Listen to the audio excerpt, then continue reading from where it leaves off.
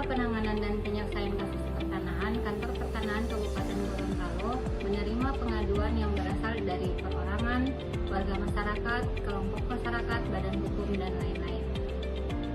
Pengaduan sebagaimana dimaksud melalui loket penerimaan surat pengaduan, loket penerimaan pengaduan secara langsung, dan penerimaan pengaduan melalui media daring yang diselenggarakan oleh Kantor Pertanahan Kabupaten Gorontalo.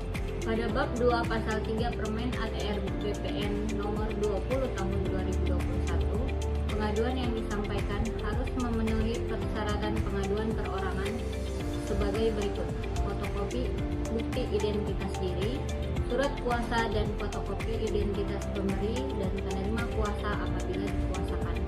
Uraian kronologis kasus. Pengaduan yang persyaratannya lengkap dituangkan dalam resume pengaduan. Setelah itu dilakukan kajian oleh petugas untuk menentukan kasus atau bukan kasus.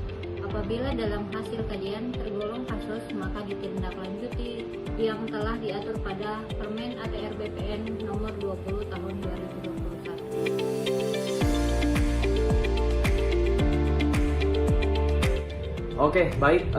Jadi terkait sengketa pertanahan itu diatur lebih rinci di dalam Peraturan Menteri Agraria nomor 21 tahun 2020 tentang penanganan dan penyelesaian kasus pertanahan. Terkait sengketa pertanahan, itu biasanya masyarakat mengadu dan melapor terkait masalah-masalah pertanahan yang mereka alami. Adapun hal-hal yang perlu di masyarakat lengkapi terkait ini adalah yang pasti adalah surat permohonan pengaduan, kemudian identitas para pengadu, kemudian dokumen-dokumen pendukung yang harus dilengkapi sebelum kami melaksanakan proses penyelesaiannya. Adapun tahap-tahapnya diantaranya yaitu penelitian kasus atau penelitian lapangan secara fisik dan penelitian data secara yuridis. Kemudian dilaksanakan telaah atau analisis oleh staf di seksi sengketa atau perkara. Kemudian jika dimungkinkan sebaiknya dilaksanakan gelar perkara atau gelar kasus untuk menentukan apakah kasus tersebut dapat dinyatakan sebagai kasus yang bisa ditangani oleh Kementerian Agraria dan Tata Ruang. Kemudian perlu juga apabila melibatkan banyak atau lebih dari beberapa pihak, perlu dilaksanakan mediasi antar pihak. Kemudian dibuatkan berita acara mediasi apabila terdapat hasil ataupun tidak terdapat hasilnya.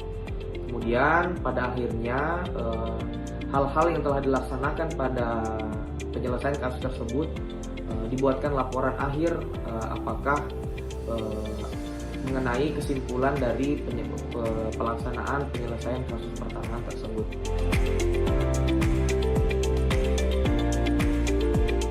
Baik, selanjutnya kita akan menjelaskan terkait bagaimana prosedur atau penyelesaian kasus melalui mediasi.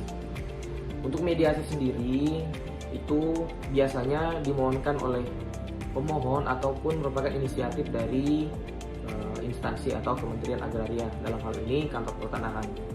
Adapun mediasi yang biasanya dilaksanakan oleh Kantor Pertanahan itu sendiri itu melibatkan beberapa pihak, diantaranya pemohon, kemudian termohon, kemudian pihak aparat desa yang mewilayahi atau yang membawahi wilayah lokasi sengketa itu sendiri, kemudian pejabat-pejabat yang berada di Kantor Pertanahan. Dalam hal ini biasanya ditunjuk mediator, apakah dari Kantor Pertanahan itu sendiri atau diberikan kepada kedua belah pihak siapa yang berhak menjadi mediator.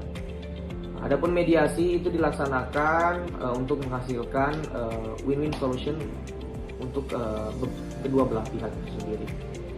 Ini mediasi diperlukan untuk supaya proses penyelesaian kasus tidak panjang hingga proses ke pengadilan. Biasanya proses mediasi dilaksanakan mudah, cepat, dan tidak memerlukan biaya banyak. Adapun hasil dari mediasi tersebut biasanya dibuatkan dengan berita acara hasil mediasi. Kalau mereka damai, itu ada putusan perdamaian yang ditandatangani oleh kedua belah pihak, dan saya kira seperti itu. Berdasarkan penjelasan di atas bahwa proses penyelesaian sengketa, mediasi, dan pengaduan yang berada di kantor pertanahan Kabupaten Gorontalo sudah diatur pada Peraturan Menteri Agraria Badan Pertanahan Nasional Nomor 21 Tahun 2020 tentang penanganan dan penyelesaian kasus pertanahan. Bapak dan Ibu juga bisa melihat informasi pencegahan sengketa konflik dan perkara di akun pertanahan Kabupaten Gorontalo seperti Instagram, Facebook maupun YouTube. Demikian, hanya itu yang bisa saya sampaikan. Semoga video ini bermanfaat bagi kita semua. Dan saya ucapkan terima kasih. Kementerian ATR BPN melayani profesional terpercaya.